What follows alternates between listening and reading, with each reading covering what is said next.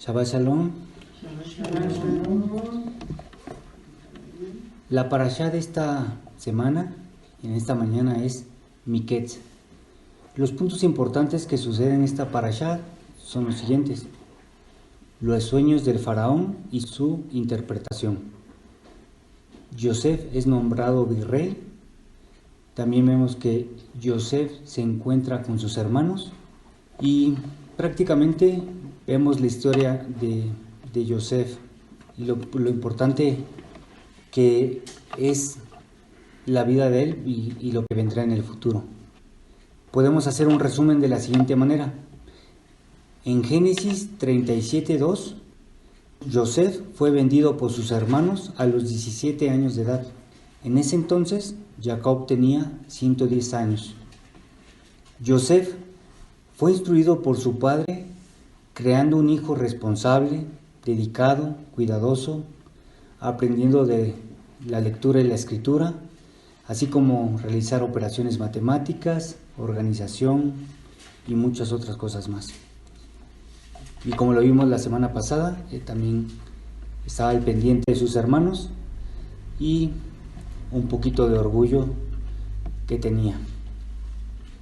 Y vemos en la lectura que hicimos de la Torá que Yosef llega a Egipto y es comprado por Potifar y lo pone a cargo de todo. Toda esta instrucción que recibió Yosef dentro de su casa, la obediencia de su padre, todo esto le sirvió para empezar a trabajar en casa de Potifar y emprender esta labor. Y es como poco a poco él, al trabajar de esa manera, y no creo que haya habido otras personas con esas mismas cualidades, pero la diferencia es que Dios estaba con Yosef y todo lo que él hacía prosperaba. Es decir, se mantenía en orden y las bodegas, el almacén, las cosas en casa no se perdían, prosperaban, todo mejoraba, era de buena calidad. Era responsable Yosef. Uno, cuando ve las cosas que alguien está a cargo de algo, empieza a ser cuidadoso, a ver que siempre haya todo organizado, que siempre hayan las cosas, que estén en buenas condiciones, ver fechas de caducidad, muchísimas cosas. Y entonces Yosef empezó a ver toda esta parte. Y todo lo que hacía, como lo hacía bien, aparte de que la bendición, así como la tenemos, como hoy es el complemento Shabbat, así, él también tenía ese complemento que el Eterno estaba con él y hacía prosperar lo que hacía sus manos, ¿no? Lo que él se dedicaba. Y recordamos la parashá anterior que Potifar era un eunuco. Y yo solamente dejo la pregunta al aire. Si Potifar era eunuco, ¿por qué tenía esposa? Si se supone que el eunuco es castrado. Entonces vemos que por algo la esposa buscó a Yosef, no nada más porque era hermoso, pero también una persona con ciertas cualidades como líder, como responsable y como mayordomo. Yosef vivió con Potifar aproximadamente 10 años, es decir, a los 27 años, Yosef, la esposa de Potifar, lo buscó y quiso acostarse con él, pero no pudo y fue encarcelado. 27 años tenía cuando entró a la cárcel. Durante el encarcelamiento sucedió lo mismo. Él prosperó, vio que el jefe de los matarifes veía que Yosef era responsable, era también cuidadoso y también estaba al pendiente de todas las cosas, y toda cuestión que le encargaba él asumía. Y también, al igual que Potifar, ya no se preocupaban de nada. Ellos podían estar haciendo otras cosas, viendo otros objetivos, otras metas, otros alcances para el lugar donde estaban. Por ejemplo, Potifar, seguir creciendo y prosperando con el faraón. Aquí el jefe de los matarifes haciendo relaciones, haciendo crecer la cárcel, muchísimas cosas. Como las vemos ahora en nuestra sociedad, que la cárcel necesita los recursos para que tenga todo lo necesario para tener la seguridad de los presos, ¿no? Pero bueno, Entonces estuvo 2 años ahí y vemos lo que leímos en la lectura cuando el faraón soñó. Ahí tuvo esa revelación de esos 2 sueños. Todavía estaba en trato Yosef, estaba Dios trabajando en su corazón, en su vida, con el orgullo, con la soberbia, por así decirlo, pero muchas cualidades más, preparándolo, no nada más lo que tenemos como el Yetzer Hará y el Yetzer Tov, sino trabajando también para un futuro, porque cada uno de nosotros tenemos un propósito. Vemos que en la lectura que hicimos de la Torá, Yosef asciende a virrey a los 30 años. Eso lo vemos en Génesis capítulo 41, versículo 46. Ahí leemos cómo dice que a los 30 años es puesto como virrey de Egipto. Fueron 2 años difíciles, complicados, por eso le suplicó, cuando interpretó los sueños, le suplicó al jefe le suplicó que hablara de él hacia el faraón, porque a pesar de que hacía su labor, él siempre se sentía esclavizado, oprimido. Ya en este entonces llevaba Yosef en Egipto 13 años. Imagínense, llegó a los 17 y hoy tiene 30 años y es puesto como el segundo al mando de Egipto. Le dan por esposa a Asenat, hija de Potifera, sacerdote de On. Y ahí tuvo a sus hijos. Tuvo a Manashe, que es su primogénito, y quiere decir porque Dios me ha hecho olvidar. Y a Efraín significa porque Dios me ha hecho fructífero. Eso lo vemos en Génesis capítulo 41, versículo 51 y 52. Y aquí vemos en el nombre de sus hijos lo que estaba él viviendo. Lleva 13 años en Egipto, trabajando arduamente, pero también en un país y en una cultura que no es la suya, son diferentes, idólatras, paganos, comiendo de todo, viendo muchas cosas feas, asesinatos, muchas cosas, y lo ve reflejado en sus hijos. Le pone el primero, Manashe, porque Dios me ha hecho olvidar, sí, olvidar lo que ha sucedido, cómo fue vendido, cómo fue transportado y todo lo que ha vivido a lo largo de estos años. Y después a Efraín, con su esposa, ve que le pone, Dios me ha hecho fructífero, es decir, la recompensa de todo el trabajo que ha estado haciendo, la labor que ha hecho no ha sido en vano. Todo eso ha hecho prosperar a otros hombres, así como le pasó a Jacob. Él tiene un paralelo con sus padres y abuelos, porque él trabajó, se esmeró, pero trabajó para otros. Jacob trabajó para Labán y él dijo, ¿hasta cuándo tendré lo mío?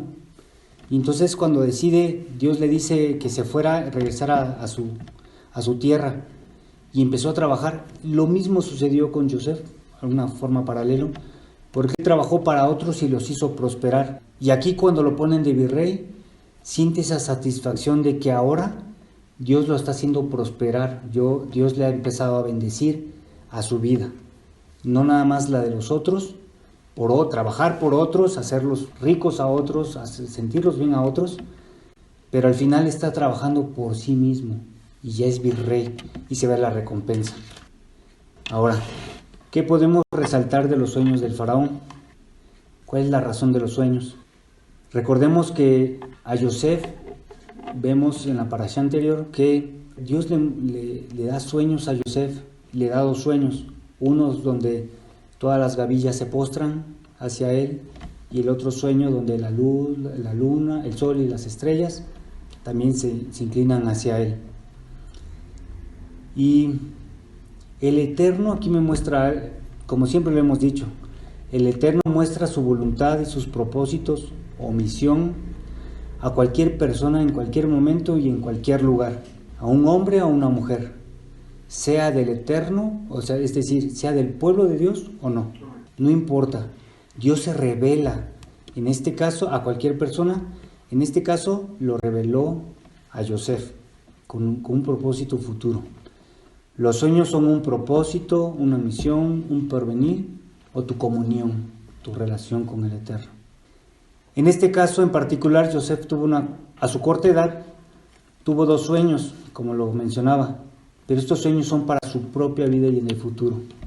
Pero también tenían algo, cumplir con la palabra que le dio el Eterno a Abraham. A lo mejor Yosef no lo había visto todavía, pero vemos en Génesis capítulo 15, versículo 13 y 14. Entonces dijo el Eterno a Abraham: has de saber que peregrina será tu descendencia en una tierra ajena. La esclavizarán y la harán sufrir durante 400 años. Pero también a la nación que la esclavizará, yo la juzgaré. Después de esto saldrán con una riqueza grande. Vemos ahí cómo Abraham ni siquiera le había cambiado el nombre a Abraham, pero ya le había mostrado en palabra directamente, por así decirlo. Dios le dice directamente a Abraham lo que sería de su descendencia. No recuerdo cuánto tiempo ha pasado de aquí hasta Yosef, pero ahora Yosef está en el punto del cumplimiento de esa promesa, porque tendrían que llegar. Ahorita Yosef lo que va a hacer, lo que el Eterno está haciendo con Yosef, es traerlos y sacarlos de la hambruna, traerlos al lugar que había dicho, a Egipto, donde van a ser esclavizados. Pero ahorita en este momento van a ser prosperados. Los van a traer a la mejor parte de la tierra de Egipto, lo veremos en las siguientes parashot, pero van a ser una nación protegidos, cuidados, bien alimentados, van a tener lo mejor para que crezcan, se fortalezcan, prosperen y se multipliquen. Ya después, poco a poco, veremos cómo se van cumpliendo las promesas del Eterno en esa parte. Pero aquí vemos cómo Dios da una palabra y da su cumplimiento poco a poco, paso a paso. Por eso las promesas que nos da Dios no son al momento. Si nos promete algo, dice algo, pareciera que queremos que sea rápido, pero no, es a su tiempo y Él sabe por qué, ¿no? Aunque nosotros no tenemos todo el panorama, Él poco a poco lo va haciendo. Yosef realmente fue una gran bendición para Egipto. ¿Usted cree que Egipto no haya tenido gente preparada? Sí, pero para él Dios puso a un hombre para hacer una bendición. Y Yosef no solamente soñaba, yo no creo que nada más soñaba y era todo, porque él tenía la intuición, como le dicen el sexto sentido, o como dicen el discernimiento. Él podía entender y comprender, sabía hacerlo y se veía mucho en su labor, en su trabajo. Yosef era un hombre con valores, con principios. Su comportamiento era de manera prudente, con justo juicio y al final, como vemos, un hombre responsable. En resumen, tenía el temor a Dios, a Hashem. Pero vemos que Yosef tenía mucho temor al Eterno y lo vemos como ejemplo, lo vemos con la esposa de Potifar, como él huyó, prefirió correr desnudo a quedarse con la mujer. Y hagamos un pequeño paréntesis. ¿Usted cree que los grandes o pequeños inventos, la tecnología, el crecimiento de una empresa, los hallazgos en la naturaleza, en el universo, en las profundidades del mar, la ciencia y todo lo que el hombre puede manipular, mezclar, es por la sabiduría e inteligencia del hombre?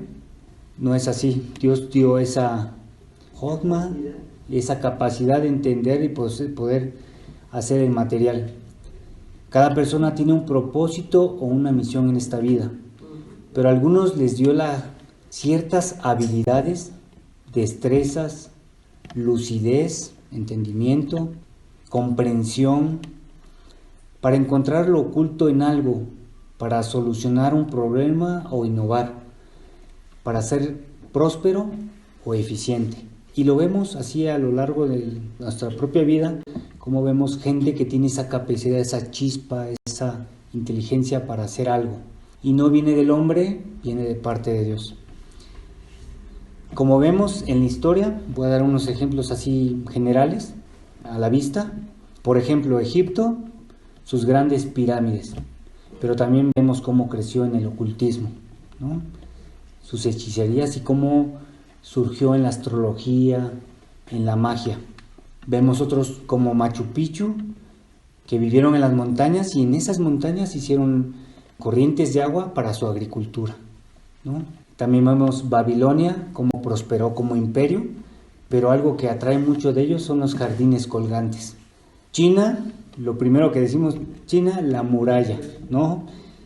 Y un dato que como lo recibimos esta semana, Israel, como él del desierto crea la agricultura y mantiene y es capaz de exportar todavía esos alimentos a otros países. Y vemos que desde grandes proyectos visuales o incluso lo que tenemos a diario en la palma de nuestra mano. ¿Y qué se imagina? El teléfono. O sea, el hombre ha hecho, no importa de qué nacionalidad sea, hombre, mujer, qué problemas físicos tenga, no importa. Dios escoge ciertas personas con ciertas cualidades para hacer un cambio en el mundo. Como vemos culturas que prosperaron mucho en inteligencia, en cultura, en sabiduría, en astrología, y de repente esos son destruidos y toda su sabiduría, todo su entendimiento es enterrado. Así, por ejemplo, el primero es Egipto, que hasta ahora, supuestamente hasta ahora, no pueden encontrar cómo fue posible que crearan las pirámides, pero que se dio en su momento, la Torre de Babel y muchos proyectos así, que vemos cómo en su momento, en esa época, crecieron bastante, pero después fueron derribados. Dios no permite que el hombre crezca más allá porque se vuelve soberbio y se vuelve en contra de Dios, por así decirlo, y hace su voluntad, que es lo que vimos con el ejemplo de la Torre de Babel. Pero en cada época Dios emerge y permite hombres y mujeres para que encuentren soluciones al estilo de vida, a la salud y muchas otras cosas más. Y siempre en estos eventos hay un propósito. Vienen para juicio o emerger, hacer cambios y repercutir en los años futuros. Que en este caso, con la vida de Yosef, vemos cómo Dios lo instruye, Dios lo levanta, Dios lo pone como rey y con un propósito hacia el futuro. Cuando Yosef es virrey y empieza a tomar su cargo, ya han pasado 22 años. Yosef conocía las prácticas de Egipto, conocía el paganismo, su idolatría, su cultura, la forma de estudiar, su literatura y sus costumbres. O sea, ya tenía más de 13 años viviendo ahí y lo que tiene que aprender. Entonces, él aprendía, ¿no? Él aprendía de esa cultura, mas no la vivía. En la interpretación de los sueños del faraón, ¿por qué Yosef aconseja que elija un hombre sabio y entendido? ¿Acaso no había otros hombres en Egipto, arquitectos, no se me ocurren ahorita los nombres, pero gente capaz que hiciera un grupo, un comité, una asamblea o algo que uniera a esos hombres, que trabajaran en equipo y pudieran enfrentar lo que vendrían estos 14 años? Y a Yosef, solamente por interpretar el sueño, le daba la capacidad o era apto para llevar ese cargo. Si lo vemos, nosotros ya leímos la historia cómo Yosef ha crecido y sí es apto. Pero a un faraón, si se lo hace a Faraón conocía a Yosef, no lo conocía. Yo quiero imaginar, no sé si esté bien, pero cuando manda llamar a Yosef, en lo que se baña, le cortan el cabello, lo preparan porque se va a presentar ante el faraón, el rey, lleva un determinado tiempo.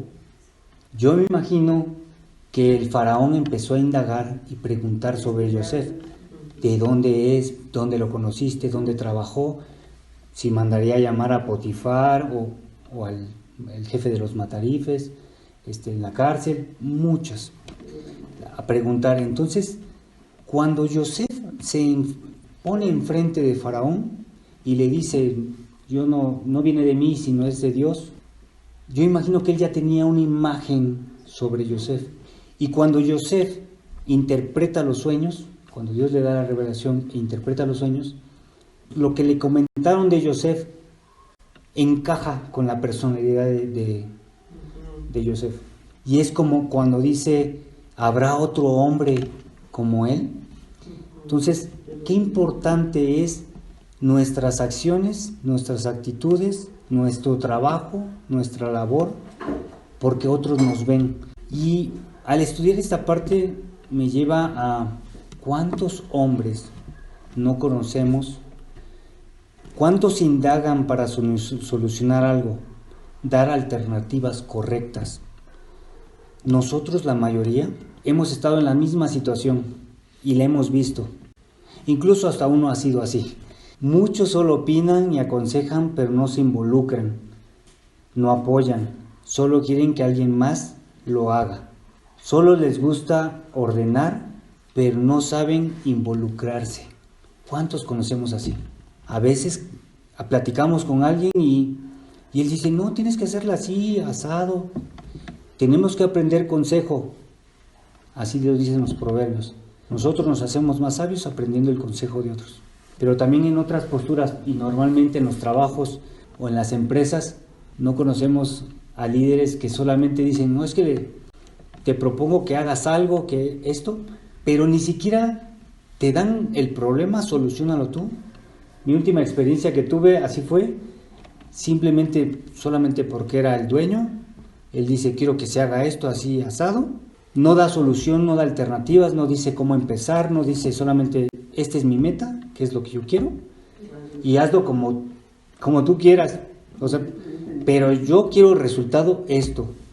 No sabe si se necesitan herramientas, si se necesita estudios, si se necesita alguna investigación, hacer algún costo, no lo sabe, simplemente al final quieren un resultado. Y tú como trabajador tienes que hacerlo y darlo. Al final, si no lo cumples, sales regañado o despedido. Pero gente que ahí vemos que son personas que no se involucran ni en su propia empresa. Vemos que ni siquiera conocen lo que el empleado hace o lo que se requiere. Solamente quieren prosperar, quieren que las cosas salgan a su modo, a su gusto y estar bien. Y que al final el orgullo sea, lo que yo dije se tuvo que hacer. Es un orgullo, ¿no? Aquí con Yosef se trabajó diferente. Trabajó con el primero, con el orgullo, y cuando fue virrey no se enorgulleció, no se levantó sobre otros, no quiso arrebatar incluso el puesto de Faraón, sino que trabajó por el bien de todos y se involucró.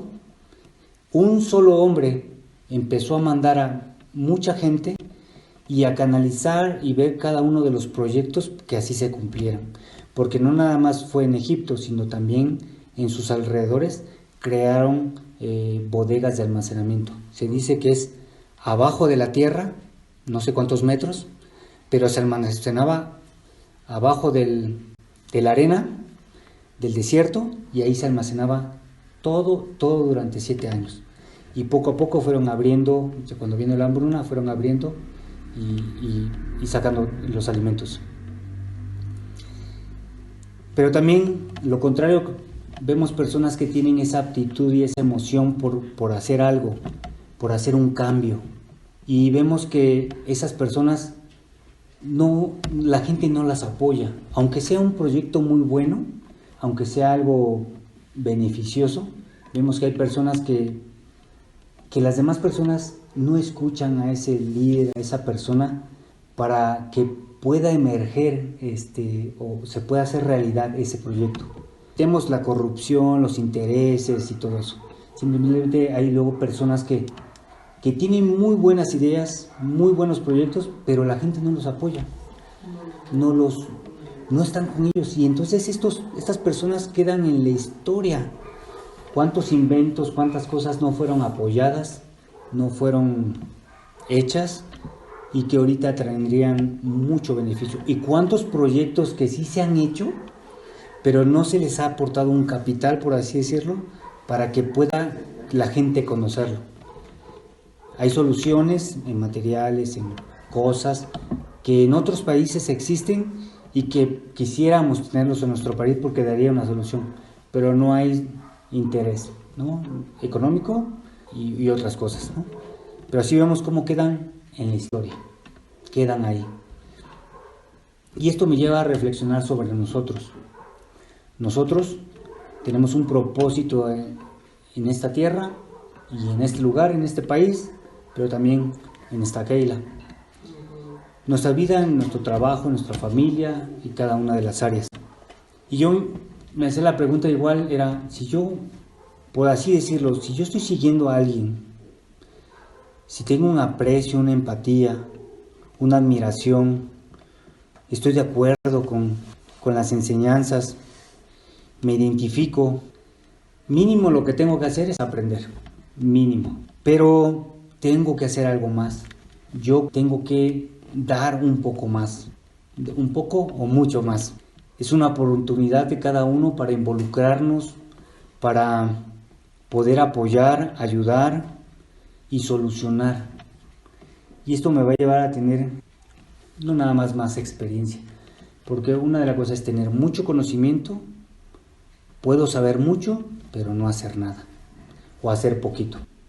Y también me llamó la atención porque normalmente uno viene de otra religión, no nacimos dentro del judaísmo, pero conocimos de otra, y normalmente del cristianismo.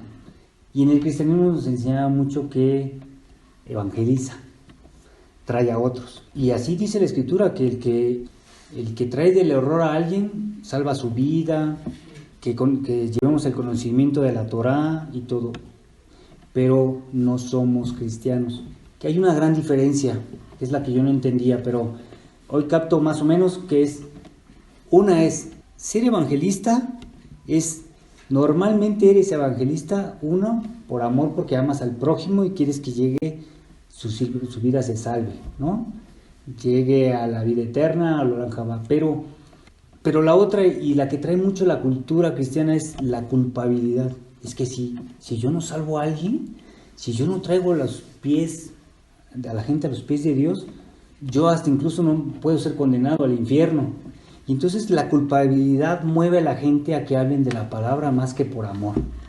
Les hablan más porque lo tienen que hacer y por miedo y porque hoy no he alcanzado ni un alma y llevo 10 años y no he alcanzado un solo alma, ¿no? Y entonces trae una culpabilidad, pero no somos cristianos. Aquí lo muestra Yosef en esta vida. Cómo Yosef, él no se asimiló, pero él no estuvo evangelizando, no lo estuvo haciendo, pero él lo demostró con su propia vida. Él demostró que a veces no es necesario hablar, porque mire, cuando a veces nosotros dejamos de trabajar el Shabbat, la gente se empieza a dar cuenta, tú eres diferente, ¿por qué no trabajas el sábado? ¿Por qué?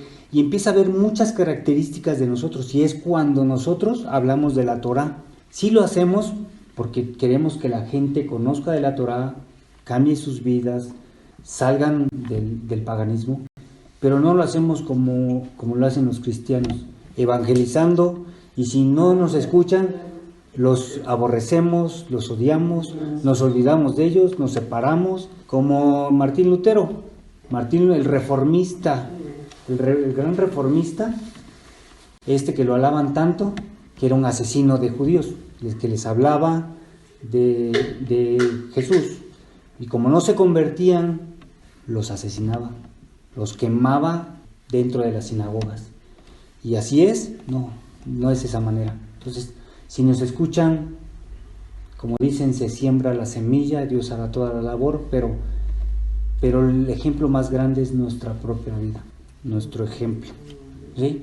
Dice en nuestro Sidur para recibir Kabbalah Shabbat, luego en la primera lectura, dice el Espíritu de Shabbat, en uno de los párrafos, dice que Él nos inspire a trabajar por la libertad de todos los hombres, por librarnos de la pobreza, la ignorancia, la violencia y el odio. Habla de dos formas. Primero habla inspire a trabajar por la libertad de todos los hombres. Y después me habla a mí, por liberarnos de la pobreza, la ignorancia, la violencia, que es una actitud agresiva, y el odio, porque esa es una naturaleza humana. Normalmente cuando nosotros hablamos y no nos escuchan, ¿qué hacemos? Nos enojamos. Nos molesta que cuando estemos hablando no nos presten atención. Puedes hablar y estar ahí, pero lo que tú dijiste, a la otra persona se le olvidó, no prestó atención, y eso es muy molesto, ¿no? Y entonces nos da, y dices, no, ya no quiero hablarle porque nunca me presta atención, nunca, lo que le digo no lo entiende, lo que le digo le da vuelta y se lo tengo que estar repitiendo todo el tiempo y llega una molestia. Entonces, ¿cómo es posible que no me prestes atención? Pero ya son cosas, ya no son cuestiones tuyas, son de la persona, pero emerge en nosotros un carácter hacia la violencia, hacia el odio, a eso, ¿no? Pero dice que Él los inspira a trabajar por la libertad de todos los hombres. Y a trabajar no es evangelizar. A trabajar por ellos es que yo, aparte que tengo mis rezos pidiendo por esas personas, pues todo lo que yo realizo, lo que yo hago, debe tener un beneficio para traer libertad hacia ellos. Ellos se darán cuenta lo que tú haces por amor por otros, es decir, alguien que no tiene, está pasando por una situación difícil y no tiene para comer, tú te animas y le estás llevando comida, le das algo, le das ropa, X. En eso estás trabajando, porque ellos están viendo la caridad, el amor, lo que está haciendo, lo que Dios quiere que hagamos por los hombres, y eso abre su entendimiento, sus ojos, y empieza a traer la libertad, y empiezan a conocer no un Dios religioso, no a alguien religioso, sino con hechos. Y eso, nuestra forma de ser, nuestra forma de actuar con los demás, a veces hacemos cosas de más o que no me trae un beneficio a mí, beneficio económico o algo así. Yo lo hago por amor. Y la recompensa, así como lo trabajó Joseph, él trabajó para otros, vendrá tu recompensa. Y la recompensa normalmente la vemos en forma material o algo así, pero lo más importante es el beneficio de nuestra alma y el beneficio que traerá hacia otras personas. No olvidemos que también pues están de la gente su mala inclinación, las clipot y malos hábitos y muchas cosas. Pero uno hace la labor. Y hay un pasaje que no recuerdo, creo que es el Génesis capítulo 43, 23, si no mal recuerdo. Joseph tenía gente a su cargo. Joseph, como vimos, incluso cuando sentó a sus hermanos, dice que los egipcios comían aparte porque era abominable que comieran con los egipcios. O sea, aparte de que era del virrey, como si lo aborrecieran los egipcios. No sé cómo interpretarlo, pero versículos antes vemos que creo que es Reubén, bueno, le dijeron, voy a leer desde el 20, y le dijeron, por favor, mi señor, hemos bajado al principio para comprar alimento, pero sucedió que cuando llegamos al mesón y abrimos nuestros costales, he aquí la plata de cada uno estaba en la boca de su costal, nuestra plata en su justo peso. Entonces la volvemos a traer en nuestra mano, y otra plata bajamos en nuestra mano para comprar alimento. No sabemos quién puso nuestra plata en nuestros costales.